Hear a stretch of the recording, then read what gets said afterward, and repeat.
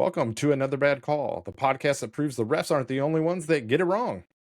I'm your host, JD, and with me, as always, is Big Bro Justin. What's up, buddy? What's up, boys? And we're going to call him West Coast Nat tonight. What's up, buddy? Save me! I'm with the kids by myself. Oh, yeah. The solo parenting, that's always fun. How's that going?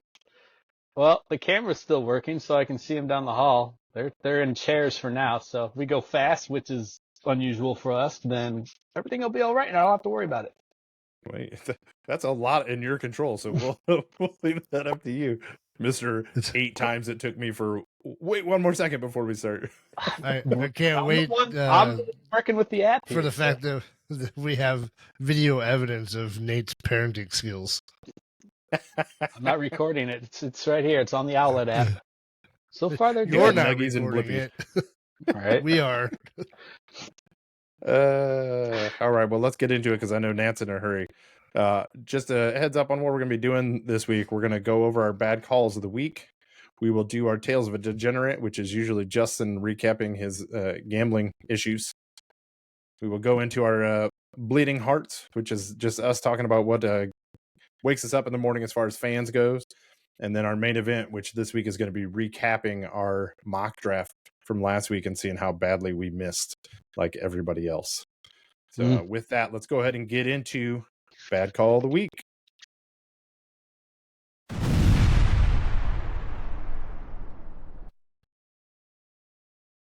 All right, Finn, you are up first this week. What's your bad call?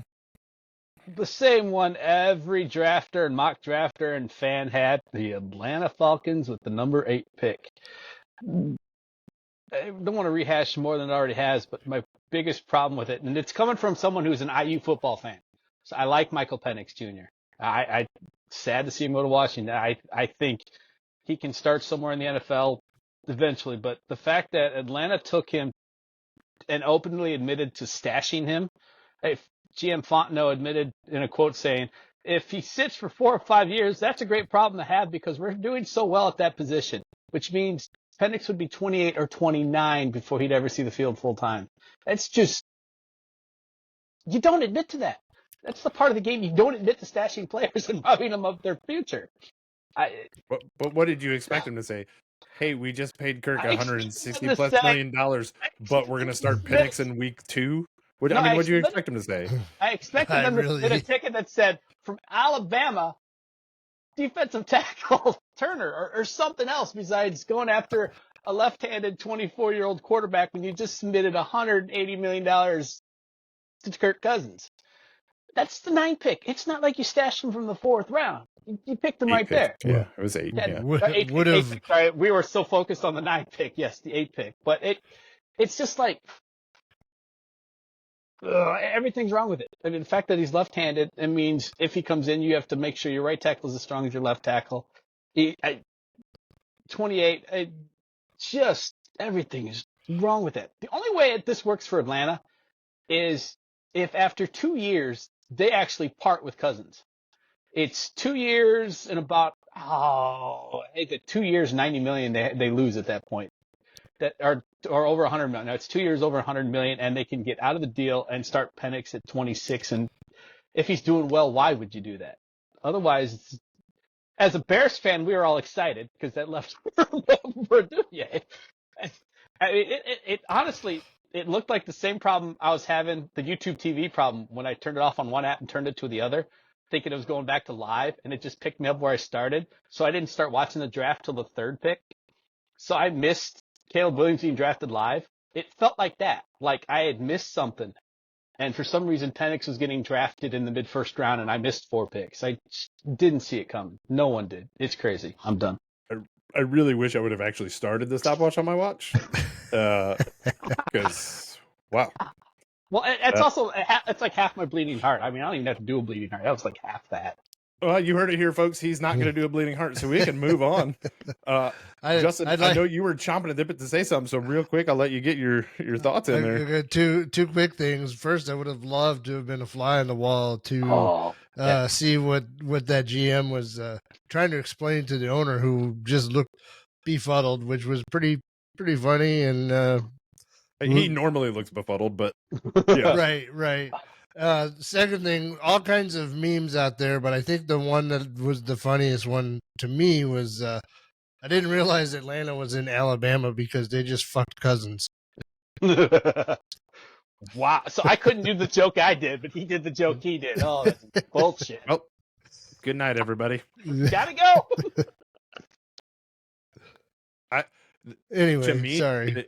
it continues the string of like kind of head scratching picks that they've made out of the 8 spot, I think, too. Like 3 years in a row, or at least 2 years in a row, right? Like you take a tight end with the highest pick, ever or whatever. You take Bijan at 8 last year or whatever it was. So, 3 years in a row, just what? But Yeah. I mean, their GM does not like drafting defensive players. But I mean, I don't know what to tell you. 3 of the craziest picks of the last 7 years. Bears sign Mike Glennon and draft Mitchell Trubisky. Bears sign Andy Dalton and draft Justin Fields. Can we not go down this path? This isn't even me normally telling you to shut up. I just don't want to go down that path. I don't want to say his name. I don't want to say his name, but there's a thread there. We're moving on. All right, Justin, let's move on to your bad call of the week.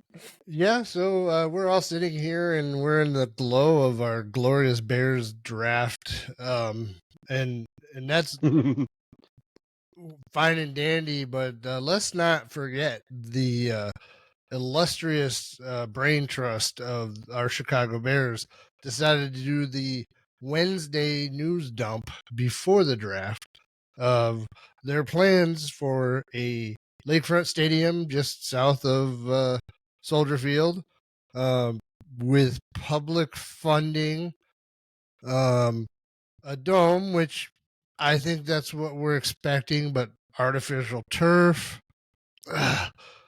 Only 65,000 seats, which again puts them on the low end of the league, where you need to be going past 70 if you want to host Super Bowls. All of it just stinks to me. I mean, they had pretty renderings and things like that, but for one, this team shouldn't be trying to get a publicly funded stadium. That there's been so much research out there that's shown that the way that the Bears could really increase their value probably into like a top 3 in all of sports teams in the US is to own their own stadium so they could reap all the benefits of concerts and vending and parking, all of that stuff, which they don't get currently. And then, I've been a proponent for the longest time. If they do this stadium thing, I still want them to figure out a way to do real turf. And just recently, Real Madrid, their stadium, Santiago Bernabeu, they came out with this really cool system where they, the field rolls up underneath the stadium. There's all kinds of ultraviolet lights and watering systems and stuff underneath the stadium. Get you a perfect pitch, but you're still indoors and you reap the benefits of that. So I don't know why we're not going for full modern technology. The league in itself is, I think, going to be trying to get rid of turf as much as possible because of all the injuries and things like that. And I just really thought it stunk. And I hope that it's just a ploy for negotiation tactics still, because I can't really see the public going for this, split funded facility. Right, because they went ahead and bought the land in Arlington Heights, right? So they still own that, so that is still an option if they go route. And listen, I'm with you. The pictures looked fantastic. The video is very well done.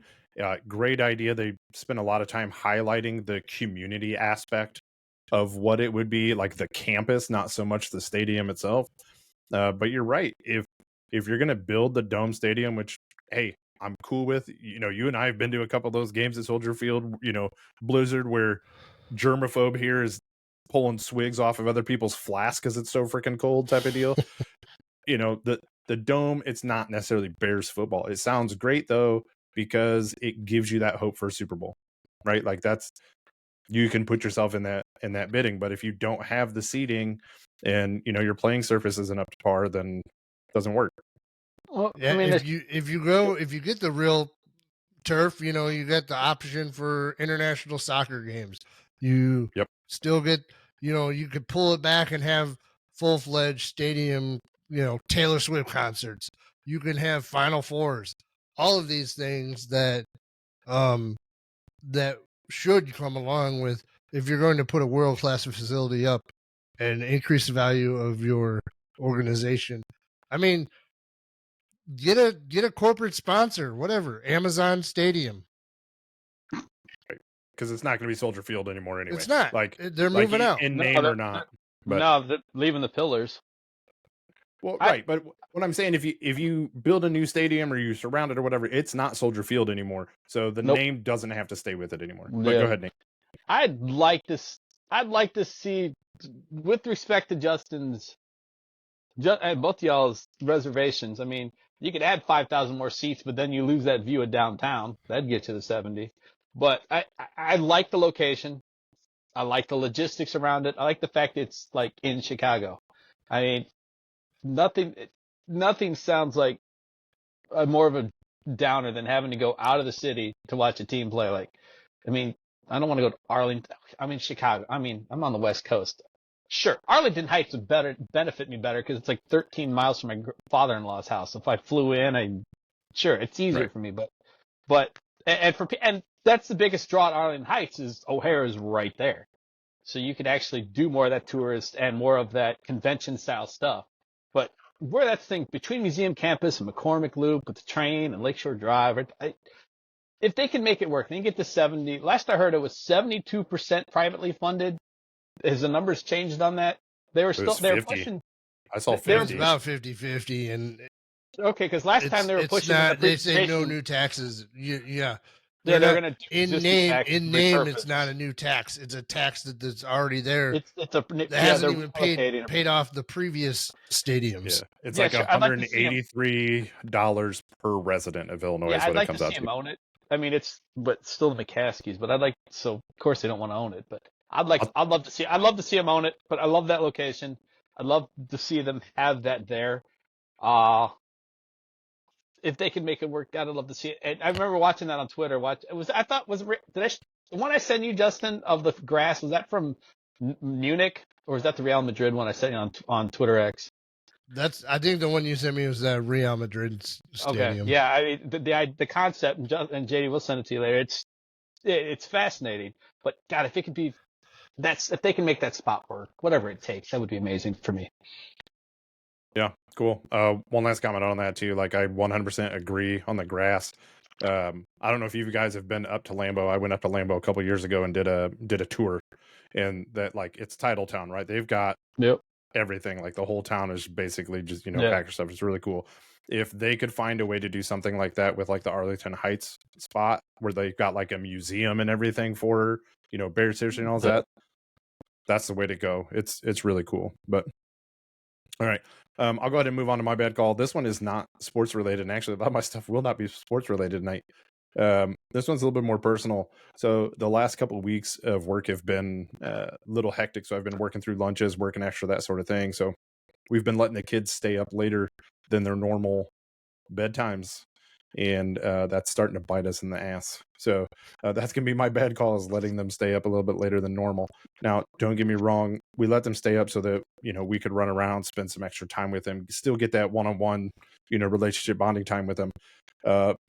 However, they are clearly tired, and it is showing up and making the days that much more frustrating. So, Justin, you've got older kids. I'm sure, you've been through that, but I mean, I don't know if you remember it because your kids are old enough now. And well, I'll just say that we were never slaves to a schedule ever in our lives, but that goes along with my wife's profession and her schedule with work, and so we found balance from not being regimented, but everybody has to do it what works for them. So right, well, but you know me, my kids have been on a bedtime since like 2 months basically, and we just push our oldest, because a couple of weeks ago I sat back and went, man, we haven't changed his bedtime since he was 2 months old. Like what the hell? And so we pushed that back, and everything was going well. And then, but like because of the last couple of weeks, we had to, just let it go further and further. And like, when they're really tired, you can see it in their eyes, and like everything sets them off. And so that's been fun. But we're gonna go we're ahead at the point where I'm shutting the door and turning the lights off, and they're all still awake, especially on the weekends. Right. Not so much on weeknights. We're putting them, especially Ronnie, putting him to bed. Right, making sure because he'll stay up all night, but making sure that they get to bed on a school night. But other than that, by the end of the week, I'm tired, and I don't care if they're up playing whatever. Right. He still wakes up before us on a Saturday morning anyway. So. Yeah, that's the oldest has started making himself breakfast and making the younger one breakfast in the mornings. Like on weekends, I'll say, "Hey, let Dad sleep till like 9:00." He'll get up and make them cereal or whatever, and they'll just sit there and watch something. And I come up, I'm like, "Hey, all right, cool, moving on with our day. Let's go. Like this is great, good job." So, Nat, any comments on the joys of parenting and bedtimes? Yeah, somehow they stopped planting YouTube and it's like screen, so I'm trying to get it from here to turn the wiggles back on. So they can do the propeller. So, but yeah, no, Right. I mean, hey, don't get us any DMCA strikes or anything like that with that. I don't think we have to worry about that. No, but it was like JD asked if he could bring that up before, and it was like that's what this podcast is about. We're not those guys that are going to analyze all 550 NFL prospects to write a snippet. This is about how we can interact with our passions with respect to our responsibilities, and hope that we can share with others. Damn it! And it's the off season. There's not a whole lot of bad call. I don't watch other sports. So watch those other casts when they're doing like draft research, going, "Oh, this guy, why the hell do you need to know all that?" No, just tell me who we drafted and why they're worthwhile. All right. Speaking of some draft picks, we're going to go ahead and move on to our Tales of a Degenerate.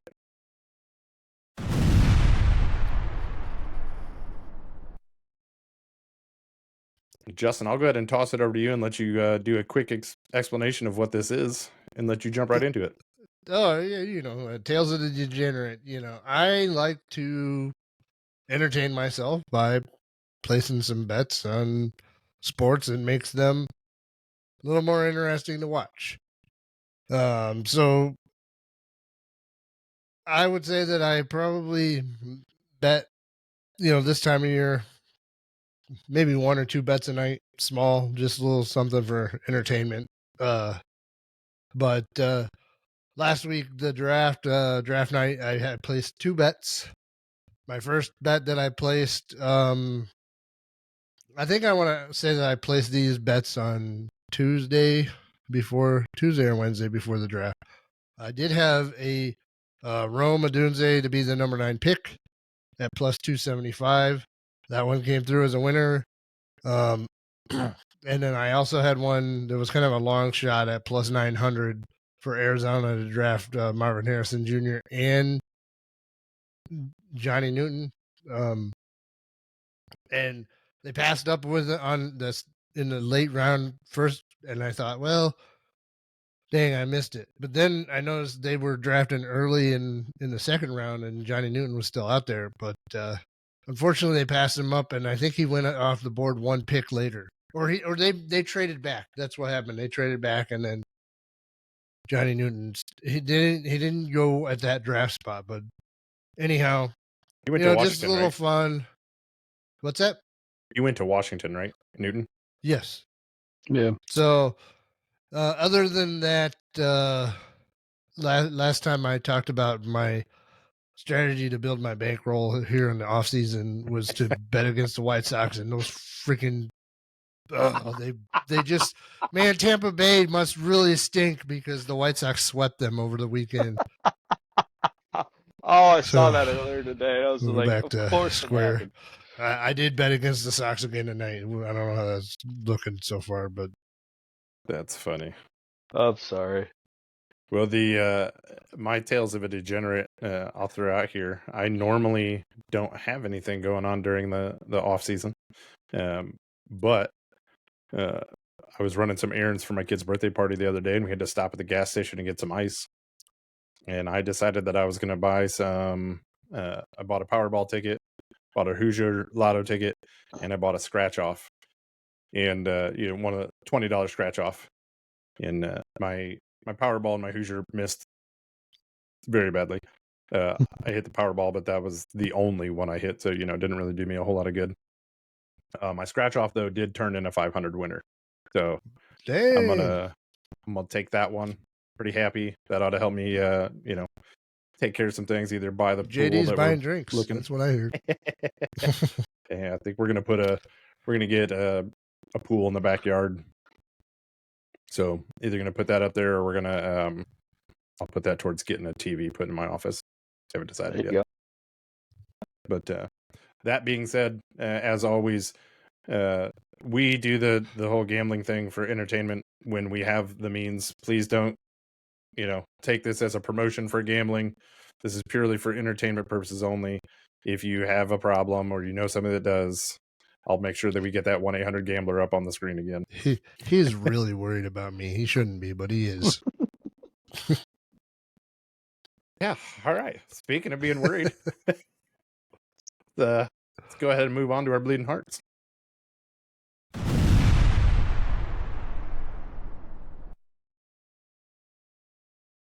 All right.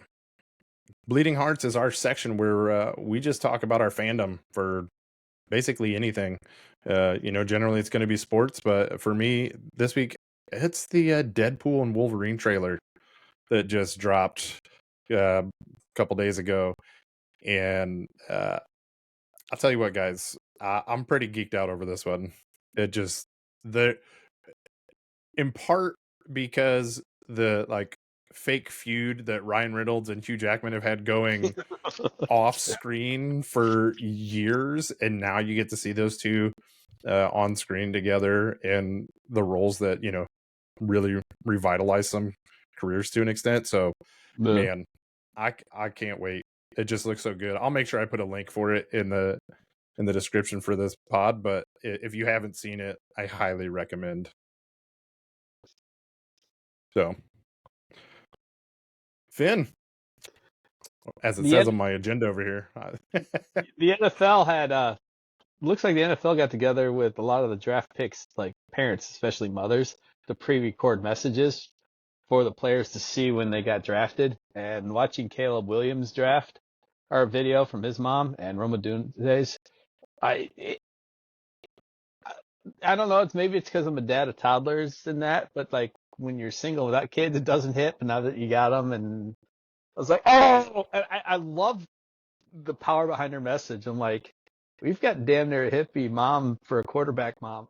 I like this. I can relate to this. So yeah, the being a parent thing makes every parent video hit completely different. Yeah, it hit. It was like that shouldn't hit that hard. And the other thing I noticed is somewhere a few draft picks, like their grandmothers came out to talk, and I'm like, I'm older than her. I'm hitting that age. It's like, well, you're an old man. Yeah, I gotta tell you, there were a couple really good videos. Social media clips from the whole Caleb Williams getting drafted, and then Odunze, like Williams' reaction to it, and then they showed another one where the bear claw. They showed another one, which, by the way, how is that not something that Chicago has done? Like, because I actually have a foam bear claw that I bought for one of the kids, like at a family fun day or something. But it's just not something you see. Like when you go to a Bears game, you don't see a bunch of people doing that's because there's a beer in this hand and a beer in this hand. We're gonna get. I mean, we'll get into it, but it's hard to claw mid drink. If Caleb Williams' actual play on the field comes out anywhere near his star power and charisma that he is putting out there, we're in for a sweet run as Bears fans. Would you think of his fit draft night? What'd you think of that suit? I mean, I liked it. It was a tight suit. It was a tight suit. I liked it. Odunze too. Oh yeah. But one of my favorite videos was they were showing a Dunze on a laptop, videoing somebody, With the selfie video ring? chatting, and then Williams walked in and they've got a moment that was pretty dope. And the other one I saw, you mentioned Williams, talking to his mom. I saw one of a Dunze talking to his grandpa, which was That's who it was. a Yes, really, yes, that was a yes, good yes. Oh, yeah, because that hit the. Oh, that's Yep. right. Oh. Yep. I haven't been back to town since the old man passed, and in my head, he's still not dead because I haven't gone to the grave. So, yeah. Yep. But, yeah, I tell you, I'm going to switch gears so I don't cry. The only thing I didn't like about that is when Odunze was talking to Williams, he goes, D-Wade to LeBron. I'm like, This is Chicago. This is Chicago.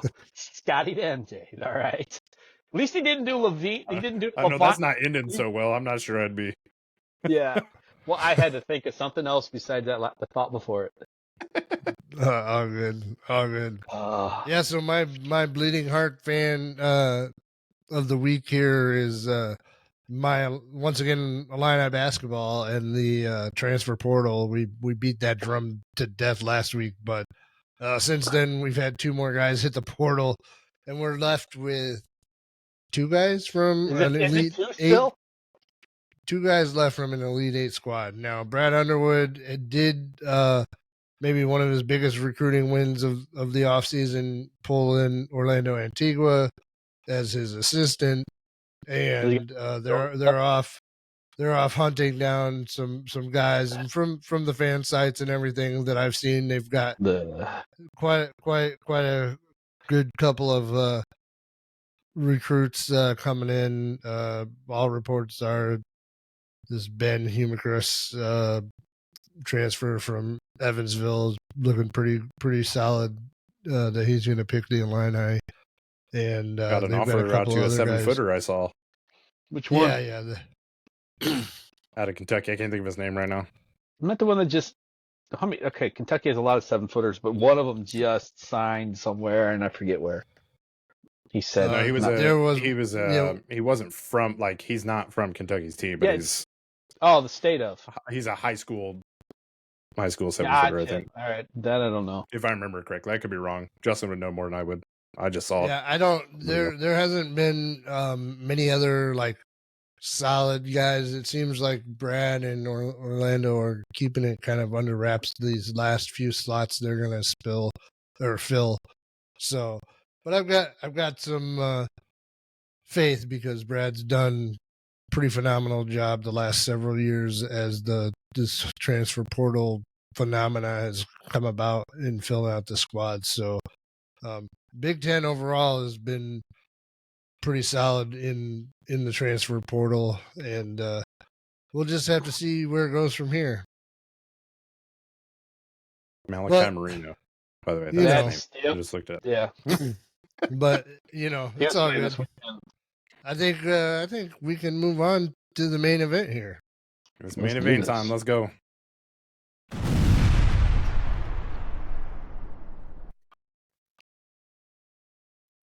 All right, so last week's main event, we decided to do a top 10 mock, and each one of us went through and did our picks for the top 10 picks, and we decided that we would see how close we came. I, like an idiot, did not prepare the slide that showed everybody's pick, so we'll just run through it. The first one's really quick. Everybody had Caleb Williams. That was pretty simple, right? We nailed that one real hard. Pick number 2. Both of you went Jaden Daniels. I decided to really stand out on a twig and went with Drake May. You guys nailed that one. You're up on me. At pick 3, you guys both with Drake May, and you got that one. I thought JJ McCarthy and the old Michigan pull back to New England would have been fun. Didn't happen. At pick 4, Justin had JJ McCarthy, I had Jaden Daniels, and Nat had Marvin Harrison Jr. So Nat is 4 for 4 right now. I am 1 for 4, and Justin is 3 for 4. At pick 5, Justin and I both said Marvin Harrison Jr. going to the Chargers, and Nat had JJ McCarthy. But that was a trade to Minnesota too. Right. Yeah, right. Yours was a trade. Yeah, my trade. I mean, I had my trades in there too, but I was just worried about the pick spot, not Yep. No, I did. I did. So this one's interesting because this is where, like, I won't call it the shocker, but it was interesting that the Chargers went tackle or lineman instead of a receiver. What was your guys' initial reaction there? Go ahead, Justin. As I was live tweeting that night, I said, "Here goes Harbaugh building his wall." Yeah, he got bookends. Like I said, I'm the one that spent way too much time on this to beat Justin Agreed. by a grand total of a pick.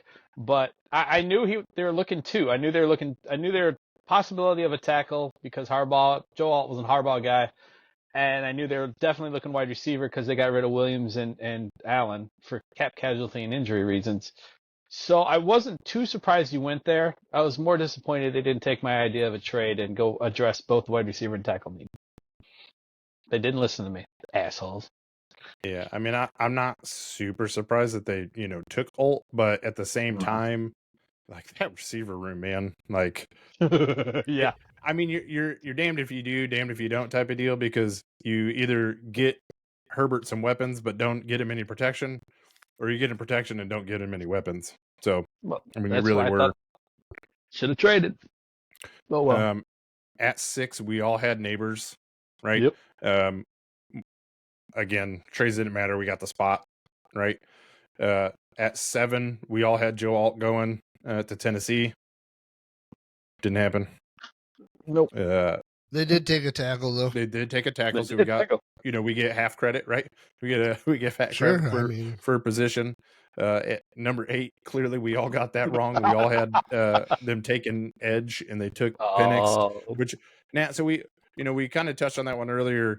The one thing I will say that if you have the right QBs in the room, like, I don't hate the plan, because you've got Cousins, who is coming off an Achilles injury. He's like, what, 36 or something like that, right? Yeah. I think he's about that age.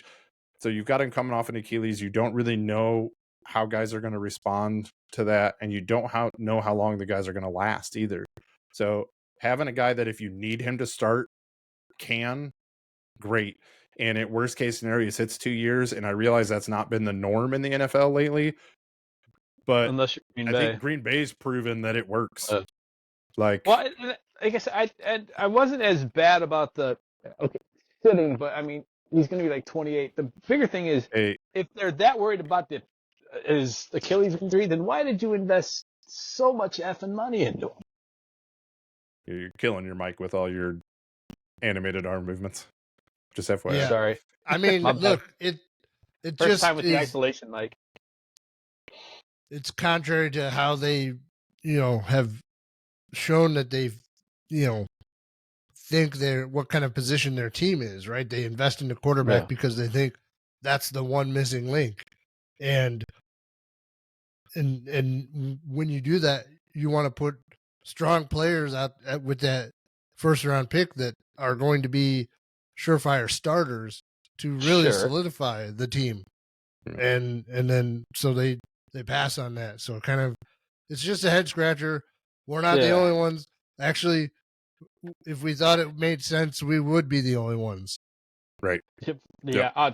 Did you guys see the TikTok reactions from the draft party in Atlanta at the Dome? Yeah. Sorry. Like I said, which was worse, that or 28-3? That's what I want to know. Like, which is worse? Which is worse? But before we get that one Atlanta fan in our audience reacting, we'll go ahead and keep moving through here. At pick 9, thankfully we were all right. We all wish casted it into existence. Yes, we did. I was so prepared for heartbreak. Because we all had it. It was so set up to be heartbreak too, with all them taking the same flight to Detroit and then practicing together and working out together. It's like, no way it works that effing well. Yeah. And the story is that Cunningham had to hold Poles down because Poles was about jumping out of his seat. So that's awesome. Try to keep him so they got their guy. That's what it really showed. That's the guy they wanted, and that's the guy they got. And for it to work out that well, Freaking out. I mean, it's awesome. As a Bears Thanks, fan, Atlanta. like I haven't been this excited about the team in a long time. So 100%.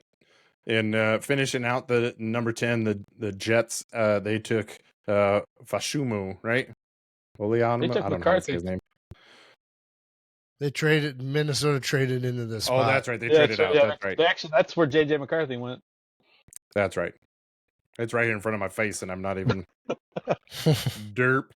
All I saw was Jets, and I was like, "Oh, that's who they took," because the Jets took the tackle that I predicted that they would take a tackle. Not the same guy, but they took a tackle. I got to be a dad for 30 seconds. There's a dog who's screaming and threatening with, "All right, dog, we're going." How do you get away with only being a dad for 30 seconds? Sounds I don't good. know. Working on it. Hey, well, while he's doing that, let's go ahead and talk about. We all graded these picks pretty similarly. I just had to open the door. And I didn't really put A+ into the category. Obviously, I think I didn't put A+ down for Caleb Williams. You never saw it, so why start now? Only because I said that's the pick that they had to make. So, like, I don't think they get extra credit for that. But he's an A+. I've seen past Bears organizations F that up, so I'll give them the plus.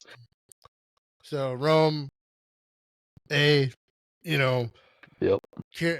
How do we say it? Kieran Amagaji? Kieran Amagaji. So, that one, I think, B+. I give him, because he's like, he is coming off an injury, but a lot of places had him rated in the 50s, and they were able to snag him at 75. He's a big dude. He's a Bears fan. He grew up a Bears fan, and he's got that nasty trash streak. talking the Bears lines, yeah. And he is huge. He doesn't have to start right away, right? We've got a line, but if he comes along and displaces one of them because of his talent, that's awesome. You always need line depth, and he's got these freakishly long arms, and I think it was a great pick there. Well, he's the scouting on him, he's 6'5", 323. He is that's a man, a beast. I like the story, like checking up on his history. Like his turning coat didn't come from a big play. It didn't come from I'm going to get my shit together. His decision was, do I want to take my internship in investment banking with my Yale education, or do I want to commit full time to football? Like somewhere around his junior year, and he committed full time to football. Not many people have that choice. So I like the fact that he's going to be a little bit of a project, but he's already shown he's smart enough and he's tough enough that that's the kind of project I'd like seeing him go after. So he'll compete, he'll start or he'll back up. Either way, I like where that pick went. All right, let's keep rolling through here. We'll touch base back into this. Yep. Pick 4. I bookmarked a tweet, and I want to go through this for a second. Tory Taylor, punter out of Iowa. I saw a lot of people like scratching their heads, and they're like, "What?" So, Robert Schmitz from the Bears blog, he put out a tweet, and I'm not going to read it word for word, but basically, what Tanner Gill, is that what his name is? I don't know. Gill was his last name. That's our punter from last year. 37 out of 37 in net yards per punt last year in the NFL. And he ranked 30th out of 33 in percentage of punts down inside of the 20. They're like a net, every net yard per punt equals plus 7.29 points over the course of an entire season. So if you go with what Taylor did over Gill this last year, that's like almost 49 points. That's going to win you at least 1 or 2 games next year. It makes you now have one of the top guys in the NFL, most likely, with this kind of pick. You go from a weakness to a strength. It's a good pick. Yeah. The only thing that makes it a head scratcher for anybody, like it's not the guy, it's not the talent, it's where they pick him, right? Like I'm totally fine with it. Like I was a little shocked, but then I looked into it a little bit more. Yeah. But I think that's what it is. If you say, hey, we picked him in the 6th round, nobody bats an eye at it. But you pick him with the 4th, in the 4th, people are like, wait, what?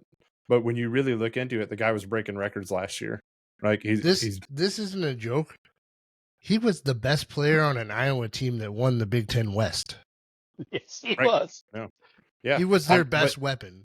You're talking about a guy that can flip the field for you if you need to, which is huge in the NFL. Huge. But I did love hearing that Caleb Williams sent him a message. Hey, buddy, you're not going to have to punt that much. I've never seen so much footage I've never seen so much footage on a punter in my life, and I hope to God I never have to for another 15 years. Special teams. Well, he special quit. plays. Well, he quit playing like rugby when he was like 14, and then he was going to do like construction like his freshman year in college, and didn't know what he wanted to do. So he ended up doing this training, like this kicking camp, when he was like 20. And the head coach or special teams coach from Iowa came down just to see it, and recruited him to come up. So he didn't start college till he was like 23. I mean, this dude's a 27-year-old man. Not only that, his footage and his stats are amazing. There's actually a YouTube channel dedicated to punting called like Loot Punts, and the dude has had 2 years and hours upon hours of footage. And no, I did not watch all that. That was too effing crazy for me. But I mean, his amazing stats aside, when he punts, you've got 11 guys that are going to try to stop the return game. He's 6'4", he's 225. He will be part of the defense. He'll be part of that attack team. He's a man. The thing is, he's so good at his craft he doesn't need putting him out of bounds inside the 5. And it's that hang time.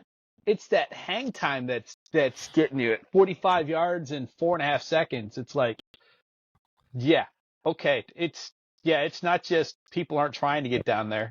It's that teams have time to get down there. It's just, if you haven't seen this footage, I'll send it to you.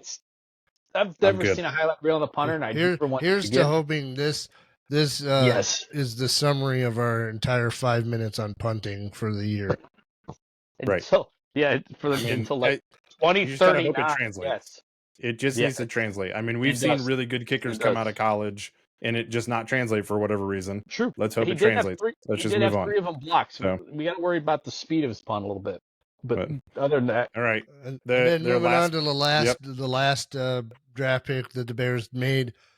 It's not a pick that they had coming into this draft. Nope. But it was their pick that they traded back with Buffalo to gain, and the 4th rounder, pick 144 in the round 4 or round 5. It was round pick 5 9, and Austin Booker. It's the edge. I had seen some stuff that was a guy that they might have been targeting actually in round 4. So it seems like a good value there. He's a little bit undersized. He doesn't have the athletic testing numbers that you might want from the combine and stuff, but he seems like a gamer, and he just has a nose for getting to the quarterback. So you don't need a guy that's going to be dominant on that side of the ball. You need a guy that's going to have a chance when you have Montez Sweat on the other side. He's fast, but he's not the fastest. He's athletic, but not the most athletic. He combined at 240, and people wondered if that was just to get his 40-yard dash time. But then he didn't do the 3-cone drill. But I think I call him the project, and this is my lowest grade. JD gave him B+, Justin gave him a B, I gave him a B-, just because the dude only had like 500 snaps in college, and 490 of them were in this past year. Something like that. He's raw. He apparently doesn't use his lower body enough. He's going to be a project. But he's going to be great on special teams. So I'm going to throw this out real quick because the project part of it. That's great. He's your 4th, 5th round picks. Like, yes, they should. Like, I agree. If they were surefire things, they're not project. Like, you're not getting them in that round. So super. Here's the deal: if you go to the NFL.com, right, and you're looking at the site, His comparison, their NFL comparison on him is Max Crosby. Yep. Guys, if that hits, which usually doesn't, but if it does, and we just got a Max Crosby in the 5th round, thank you. If you got 80% of a Max Crosby on the other side of Montez Sweat, you won something there. There is that. I mean, and the other upside is like Taylor and Booker seem to be both guys that Poles found in the Senior Bowl, who both had standout Senior Bowls, and apparently Poles saw them both there. So that's good. I mean, that part's good. I like I said, there's a reason why he's a 5th round pick and not a 2nd round pick. So that part I get, but and I'm not as hopeful, but we'll see. I'd be happy to be wrong. Before we wrap this up, we'd be remiss to not include Montez Sweat and Keenan Allen as part of this draft class because you used picks from this draft. Yeah. So you got Montez Sweat for a 2nd round pick, and you got Keenan Allen for a 4th round pick. And I mean, they say don't grade a draft for 3 years or something like that, but on the cover of this book, it looks pretty dang good. Yeah, easily one of our best drafts in years. Like on paper. Yep. Poles has said, from coming in, he wants to build through the draft. And I got to give him credit. What he's done with this team to this point, regardless of how the season goes right now, regardless of anything else, what he's done with this team after picking up the mess that Pace left behind, like, if I was wearing a hat, I'd tip it. Like, fantastic job. He did what he had to do. He tore it all the way down to build it back up. And while there's a lot of people that are screaming that it's not fair to Justin Fields, it's what the organization needed. And so I don't have any qualms about it. He did. Hopefully we're talking about a playoff position in the next year. I would be remiss in the UDFAs. There might be one player you guys want to at least acknowledge. Not too deep, but I mean, Randolph out of Illinois, out of your UDFAs. I did see they signed Keith Randolph. I love it, giving him a shot. He's a big boy who played right next to Johnny Newton. Those guys wreaked havoc last couple of years, and Randolph, if he can make the team, that'd be great. That just shows that he's showing some value in the middle of the defensive line, which is a spot that needs some improvement. Yeah, I don't know I don't know any of the other UDFAs or rookie camp invites. I saw him. Well, I mean, you might be interested in Austin Reed because he might knock off your Tyler Bagent off the roster. Yeah. No.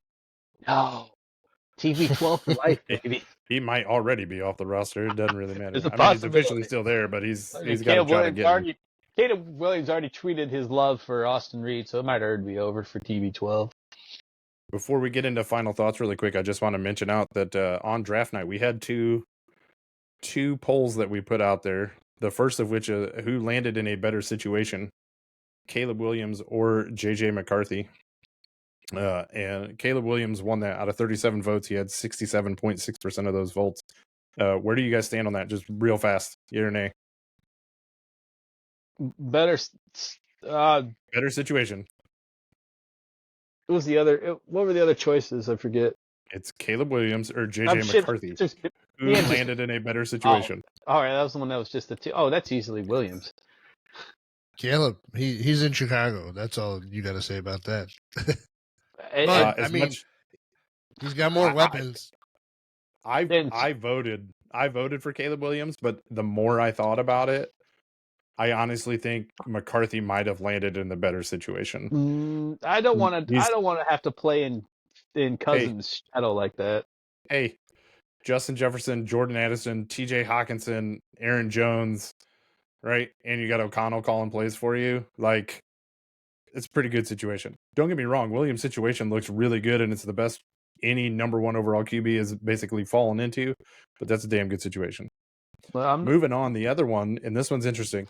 Who took the biggest leap for the NFC North in round one? This one had 59 votes, and the Bears are at 45.8%.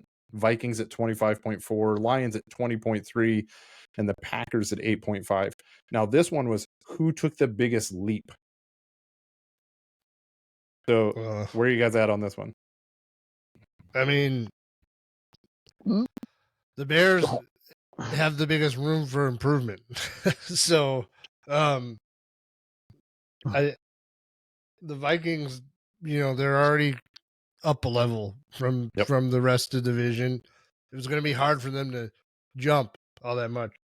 Yep. The Packers, I don't know that there's as the excitement about what their pick is going to do to improve their team. I had to go back. I had to go back and check records again. I mean, the Vikings, it's hard to say that they're going to take a step forward when they're coming off of Kirk Cousins as their quarterback. Yep. That was for me too. It's the wording. It's, not necessarily who had a better night. It's who took the bigger leap. And I think that's a without question. If the Bears do 10-7 next year, then it's probably it's a 3-game leap.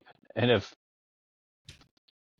the Packers would have to be over 500, and Lions would have to win 12 again. So I'm trying to not just Bear fan it. I'm like, the math would say the Bears have the easiest room for growth.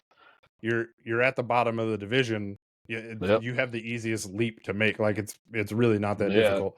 But that's, as a huge Bears fan, I'm half tempted to say McCarthy landed in a better situation. But I think the Bears took a bigger leap. I'd rather a rookie be playing out of Justin Fields' shadow than Kirk Cousins. Justin, sorry. But you remember they had a whole year last year without Cousins.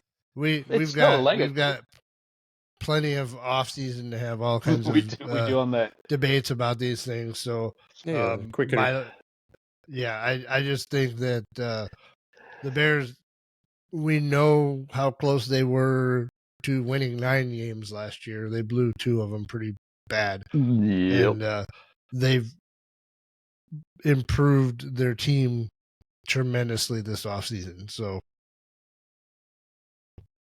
paper champions so far. Paper champions so far. Hey, right, I'm going to be getting myself a Williams and or a Dunze jersey this offseason. I always tell myself at the end of the year, I'm not spending any more money on that team. And they effed us over for that last time. Here I am, excited, ready to bathe myself in orange and blue. So I'm gonna get my Dunze, and I'll get a DJ Moore jersey. I'm gonna get a Dick Butkus. I'll hold off on the Williams jersey. I'll hold off. I'm gonna get Dick Butkus. That's someone who's proven their worth. No. All right, man. Let's jump into final thoughts here, Justin. What else you got left? No, I think that it was a good, exciting draft. A lot of several months of anticipation. Now we get to lead into the off season here, but we've got Kentucky Derby coming up. We've got summertime coming, and so we won't have a lot of football per se over the next 2 months, but it's the summer will make it seem like it goes fast, and football will be here before you know it. Yeah. All right, Nat. I'd like to thank the Wiggles and Super Silly Songs for babysitting my kids for the last 70 minutes. That was awesome of them. OTAs are May 20th. So we got 3 or 4 weeks to go through some Bears history and some debates Justin and I have been clawing at to get at each other, like McMahon versus Cutler. Answer McMahon. That's all right. And so I'm looking forward to that one up. I'm looking forward to seeing what we can do in the off time. All right. Real quick, why don't you hit them with your socials too before we get out of here? Justin, go. At Justin M. West on Twitter. That's about the only place you need to find me. All right. At NatFin, NatFin. There's also natfin.com that has all the socials in one spot.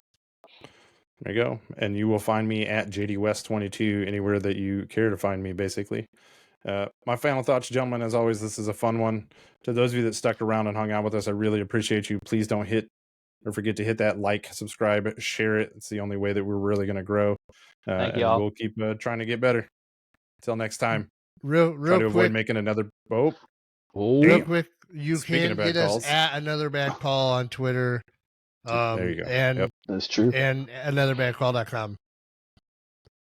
Thank you for Soon to sneaking. be coming some content there. And Thanks for 1-800-GAMBLER. sneaking that in. The 1-800-GAMBLER will go up. Sorry. And until next time, try to avoid making another bad call. Another bad call.